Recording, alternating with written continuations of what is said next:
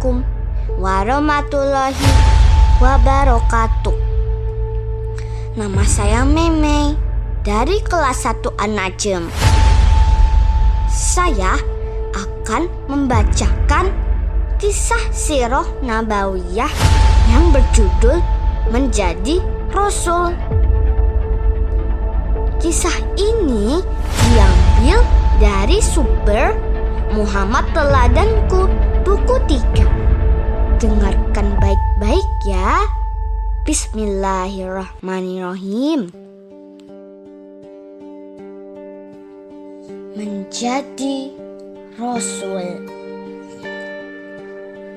Sejak masa muda, membenci kejahilian di tanah Arab. Muhammad juga sangat membenci berhala. Beliau lebih dekat kepada ajaran Nabi Ibrahim alaihim salam. Namun hal tersebut tidaklah cukup memuaskan hatinya. Berhala-berhala yang bernama Hubal, Lata, dan Uzza itu tidak pernah menciptakan seekor lalat sekalipun. Bagaimana mungkin mereka akan mendatangkan kebaikan bagi manusia? Demikian pikir Muhammad. Siapakah yang berada di balik semua ini? Siapa yang berada di balik luasnya langit dan tebaran bintang? Siapa yang berada di balik padang pasir yang panas terbakar kilauan sinar matahari? Siapa pencipta langit yang jernih dan indah, langit bermandi cahaya bulan dan bintang yang begitu lembut, begitu sejuk? Siapa?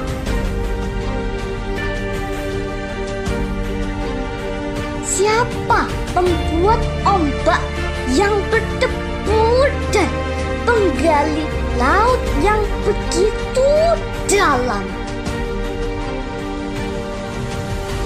Siapa yang berada di balik semua keindahan ini?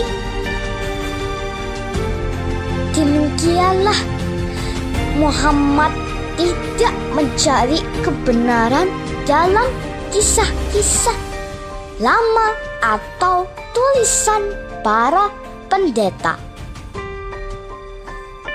Ia mencari kebenaran lewat alam. Ia mengasingkan dirinya dari keramaian dan pergi ke Gua Hira.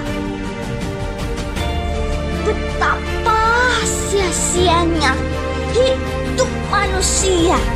Waktu terus berlalu, sementara jiwa-jiwa rusak karena dikuasai khayal tentang berhala-berhala yang mampu melakukan ini dan itu.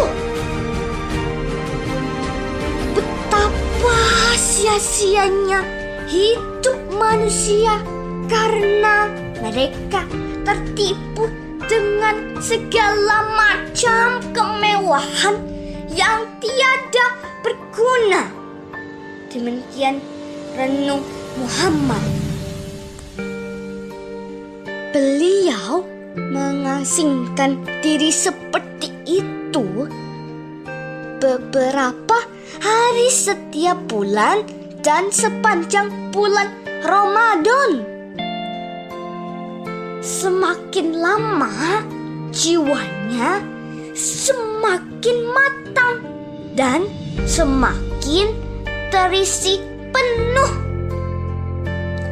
Sampai suatu ketika saat usia Muhammad menginjak 40 tahun, datanglah seseorang yang bukan dari dunia ini menemui beliau di Gua Hira. Muhammad yang pemberani dan tenang itu amat terkejut melihatnya. Ternyata makhluk yang datang itu adalah malaikat Jibril. Ia datang membangunkan Muhammad yang sedang tidur karena kelelahan. Jibril membawa sehelai lembaran dan berkata kepada Muhammad, "Iqra, bacalah." Dengan hati yang masih dipenuhi rasa terkejut, Muhammad menjawab, "Saya tidak dapat membaca." Kemudian malaikat Jibril mendekat sehingga Muhammad merasa lemas. Jibril melepaskan dekapannya, lalu berkata lagi, "Bacalah." Dipenuhi rasa takut, Muhammad mengulangi jawaban yang sama, dan Jibril kemudian mendekat lagi sambil berkata, "Bacalah." Kejadian itu berulang sampai 3 kali. Kemudian setelah itu Muhammad berkata, "Apa yang harus saya baca?" Barulah Jibril membacakan surat Al-Alaq ayat pertama hingga ayat ke-5.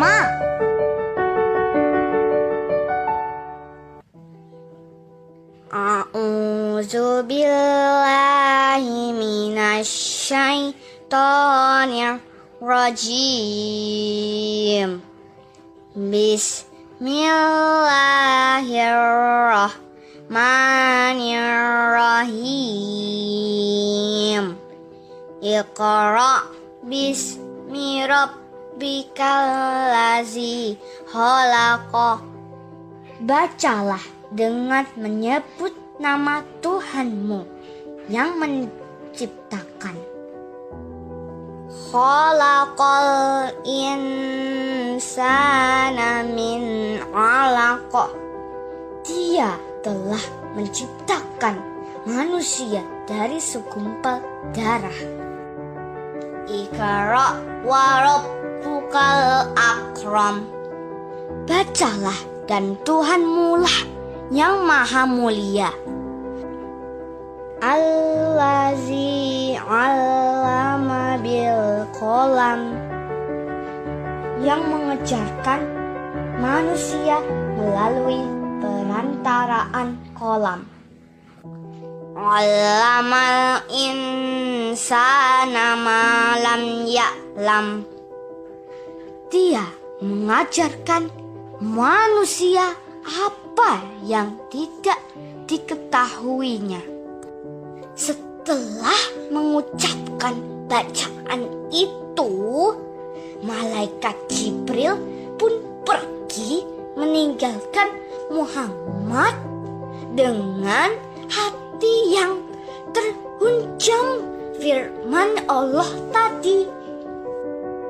Muhammad mendadak tersentak sadar.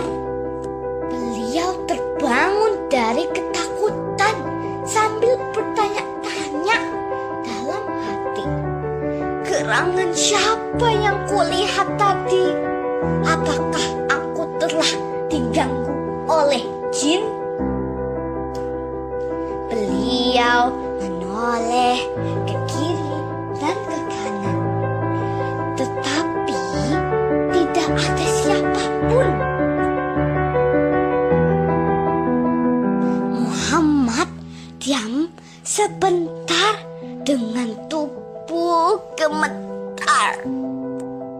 Beliau lalu berlari keluar gua, menyusuri celah-celah gunung sambil mengulang pertanyaan dalam hati.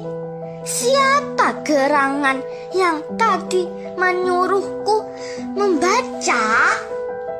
Mendadak Muhammad mendengar namanya dipanggil. Panggilan tersebut terasa dahsyat sekali. Beliau memandang ke cakrawala dan melihat malaikat dalam bentuk manusia.